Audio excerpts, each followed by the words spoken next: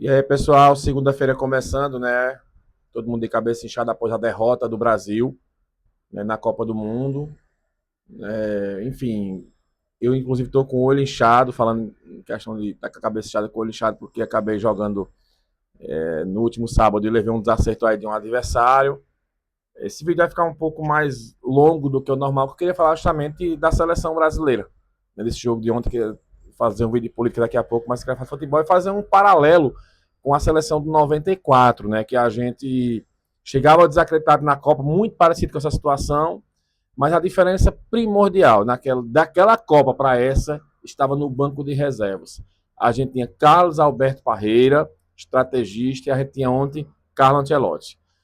Vamos olhar para aquele time de 94, né? A gente tinha uma seleção desacreditada, que chegou classificada no último jogo das eliminatórias, num jogo histórico contra o Uruguai. Romário foi convocado por uma pressão imensa da população e da imprensa, que Romário tinha sido disciplinado com o Paulo Carlos Alberto Parreira e Zagallo, eles não quiseram levar ele. Mas aí, diante da pressão e a necessidade, Romário vem e resolve, faz 2 gols e a gente foi para a Copa. A gente chega na Copa totalmente desacreditado. Mas qual era a diferença daquele time para esse aqui? Vamos olhar para aquele time que começa a Copa do Mundo. Tafarel, um goleiro desacreditado. Zete estava bem melhor que ele. Inclusive vinha sendo titular nos últimos amistosos da Copa. Mas foi uma decisão pessoal de Parreira, que conversa com o Tafarel. Ele estava embaixo do futebol italiano. Lateral direito, Jorginho. O que é que ele faz? O que é que Parreira faz? Parreira arma uma defesa concisa com Jorginho, Ricardo Rocha, tá? Aldair e Leonardo. No primeiro jogo da Copa, Ricardo Rocha se machuca. Então ia ficar fora, lesão, que ele não ia mais jogar na Copa. Mas diante da liderança dele, Parreira resolve deixar Ricardo Rocha lá. Aí Márcio Santos assume. A defesa sólida e ele coloca 2 volantes na frente da defesa, que são aquilo que a gente chama do volante pitbull. Aqueles volantes que são os que não deixam a bola, não deixam o adversário pensar, que era Mauro Silva e Dunga, né? Dunga vinha do fracasso da chamada era Dunga, da Copa de 90, mas todo mundo sabia do potencial do Dunga, que era raça, era força de vontade. Então a gente tinha ali 6 jogadores com características de muita marcação e qualidade um pouco no apoio, né? Na frente dos dois tinha ali Raí, que era o cara responsável para fazer a armação do meio campo, e Zinho, que era ponta esquerda, mas aí começou a jogar no Palmeiras em outra função, jogando com 2 meias. Mais um meia que voltava para marcar. E 2 na frente para resolver, que eram Bebeto e Romário. Então esses 8 caras do time jogavam para Bebeto e Romário resolver. Se a gente não toma gol, os caras resolvem lá na frente. E foi o que a Copa veio acontecendo. No jogo contra os Estados Unidos, Leonardo dá aquela cotovelada, um jogador americano é eliminado da Copa, e o Brasil tem a necessidade de jogar com o Branco na lateral esquerda. Branco já no fim de carreira, mas era um jogador que tinha confiança de Parreira, ter sido campeão brasileiro com ele no Fluminense em 84, e um jogador que já vinha jogando na seleção há algum tempo, mas vinha numa fase não muito boa, digamos assim, mas tinha confiança.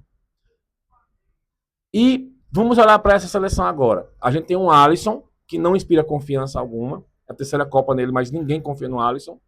Ele ontem fez até umas 2 defesas, mas sempre que precisou dele, ele não, infelizmente, ele não conseguiu dar conta do recado. A gente tem uma defesa fraca. O que eu mais falava, conversando com os meus amigos, olha, eu não confio na defesa brasileira, porque é uma defesa que não inspira confiança. Com o nosso lateral Danilo, que não era, na minha opinião, nem para ter ido para a Copa, não apoia, não, enfim, mas não agrega nada, falhou em gols. Ontem deu passe errado de novo. Marquinhos joga muita bola no PSG, mas é um time que não bate, não chega junto. E ontem, o zagueiro canhoto, né, que a gente esperava, deixou Haaland sozinho 2 vezes, Haaland resolveu. E na esquerda, Douglas Santos, né, que é aquele jogador ali, feijão com arroz, que não apoia, mas também lá dele não se cria. Então eu acho que desses caras aí, o único que conseguiu cumprir a função muito bem foi só o Douglas Santos. Na minha opinião, ele para o que o time se propunha, ele garantiu ali, mas tinha uma idade pouco avançada, eu acho que não vai ser mais aproveitado na seleção. E a gente vai para Bruno Guimarães e Casemiro. Casemiro bancado por Ancelotti, todo mundo sabe das limitações, não tem mais aquela pegada, não conseguia, por exemplo, fazer o que o Dunga fez em 94. Então, já começa o erro aí. A gente não tinha uma defesa sólida, não tinha uma defesa boa comparando com 94. E a gente vai para frente. A gente tem um Vinícius Júnior que joga de beirada, muito parecido com o que jogava o Bebeto na época, só que a característica totalmente diferente.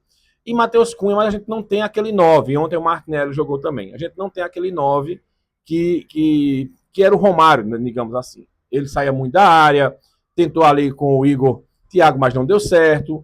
Enfim. E já eu chego no Neymar. Tá? Então a gente tem essas. Compare seleção por seleção. Então, para mim, o erro do Carlo Ancelotti, comparando com aquela seleção ali, que mesmo em 94, o Brasil com aquela dificuldade que tinha, aquele jeito de jogar, mas o Brasil não jogava em linha baixa, o Brasil não se apequenava diante de nenhum adversário. O que Carlo Ancelotti conseguiu fazer com a seleção brasileira foi apequenar a seleção brasileira. O Brasil joga o tempo todo na linha baixa, só querendo jogar no contra-ataque, nas puxadas de Cunha, de Vinícius Júnior. Outro jogador que poderia ajudar, Ryan, ontem, jogou apagadíssimo dele. Então, assim, as escolhas de Ancelotti, elas propuseram que o Brasil se apequenasse e que ninguém respeitasse o Brasil. Então, ontem, quando tem aquele pênalti no primeiro tempo, a Noruega, ela se apavora em campo. Então, era o momento ali do Brasil ir para cima, fazer o gol e ir para cima. Em qualquer seleção do mundo, quem bate pênalti é o melhor jogador, é o cara que resolve. O Vicente Mateus, que era presidente do Corinthians, ele disse certa vez, olha, o pênalti é tão importante que quem deveria bater era o presidente do clube. Aí eu fui ver a entrevista do Carlo Ancelotti hoje, porque eu fiquei muito aborrecido com aquele jogo de ontem. Fui ver a entrevista do Carlo Ancelotti hoje de manhã, ele dizendo que escolheu Bruno Guimarães por estatísticas. Porra, estatística, velho. Isso é futebol. Futebol nem sempre a estatística ela condiz. Porque ali é o momento, é quem tá bem no jogo. Então, imagina a Inglaterra, quem bate o pênalti? Kane. A França, quem bate o pênalti? Mbappé. A Argentina, quem bate o pênalti? Messi. Então, o craque é quem bate. O nosso craque ontem jogando era Vinícius Júnior. E ele pega a bola e entrega para Bruno Guimarães. Imagina o goleiro da Noruega, quando ele olha para Bruno Guimarães, ele diz, eu vou pegar esse pênalti. Ah, ele faz gols em Champions. Copa do Mundo é outra coisa, meu amigo. Copa do Mundo são 200 milhões de pessoas que estavam aqui torcendo, fora a gente viu em Bangladesh, outros países aí torcendo pelo Brasil. E quem é o melhor batedor de pênalti do mundo? Neymar. Não estava jogando. O que eu aprendi de futebol na minha vida, desde 86 que eu assisto o Copa, ou jogando em base que eu joguei, ou na pelada, ou comentando futebol, comentei durante muitos anos no PFC e nas rádios que eu trabalhei, foi que o gênio, o craque, ele não sai do time, ele tem que estar jogando. Então, se Ancelotti levou Neymar, Neymar não tem condições físicas, Neymar ficava andando em campo. Vários jogadores que a gente tá vendo aí, Modric andando em campo, mas o time joga para ele, Messi andando em campo. Messi volta a marcar, Messi voltou uma vez, só marcar uma vez. Esse último jogo, Messi estava andando em campo, lá estava morto em campo. Mas resolveu o quê? Na bola parada e no gol. Então eu dizia isso aos meus amigos, olha, uma bola parada, um escanteio, uma falta, um pênalti, com o Neymar em campo ali, resolve. Por isso que o gênio, o craque, tem que estar jogando. Eu não vou entrar aqui no mérito, no extracampo de Neymar, no que Neymar faz essas preferências políticas dele, que ele acaba trazendo antipatia para ele. Enfim, eu estou falando do jogador. Neymar não tem condições físicas, bota ele ali dentro. Neymar jogou ali 20 minutos e praticamente acabou sendo o nome do Brasil. E hoje tem gente querendo colocar a eliminação do Brasil nas costas do Neymar. Isso é um absurdo um negócio desse. Então ali, Neymar entrando, Neymar jogando ali de início, a gente tinha feito aquele gol ali no pênalti, era 1-0 para tranquilizar e ganhar aquele jogo. Neymar não tá, então Vini Júnior pipocou, isso que a gente chama de pipocar no futebol.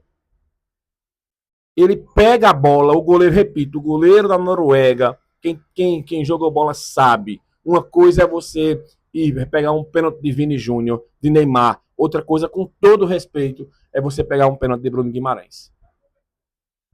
Então, culpado principal dessa derrota chama-se Carlo Ancelotti, porque apequenou a seleção brasileira. O Brasil já é uma seleção que ninguém respeita, que joga com medo, só joga em linha baixa. E o principal, o craque do time, o gênio, estava no banco de reservas e ele poderia ter resolvido aquele jogo de ontem.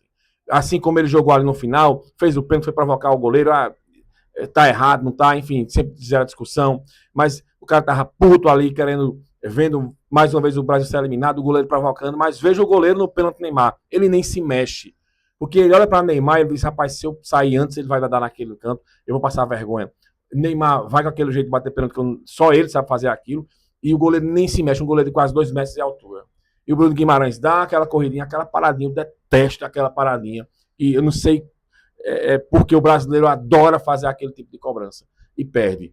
Então a gente, comparando, essa foi a grande diferença do 94 a 2006, 2026. A gente tinha técnico que escalou um time, mesmo parecendo que era um time defensivo, mas que era um time que jogava com a linha forte atrás, mas que Jorginho subia pela direita, fez cruzamento para gol de Romário, que Leonardo vinha pela esquerda, o Branco, e mandava a bola também, Branco acabou fazendo gol de falta. A defesa não ficava desguarnecida porque Dunga e Mauro Silva marcavam muito. Depois que Raí perde a posição, o Mazinho ganha a posição. Mazinho, que começo de carreira lateral direito. Mazinho fecha ali os 2 meias mais marcando. Então a gente tinha um 4-4-2 tradicional, clássico, mas de um time que 8 jogadores corriam para 2 resolver. Então o Ancelotti errou porque ele não pensou dessa maneira. Ele montou um time para jogar na linha baixa, para viver dos contra-ataques, dos lampejos de Vini Júnior, de Endrick, de quem quer que seja. E foi um fracasso total. Eu acho que o Brasil só jogou bem mesmo contra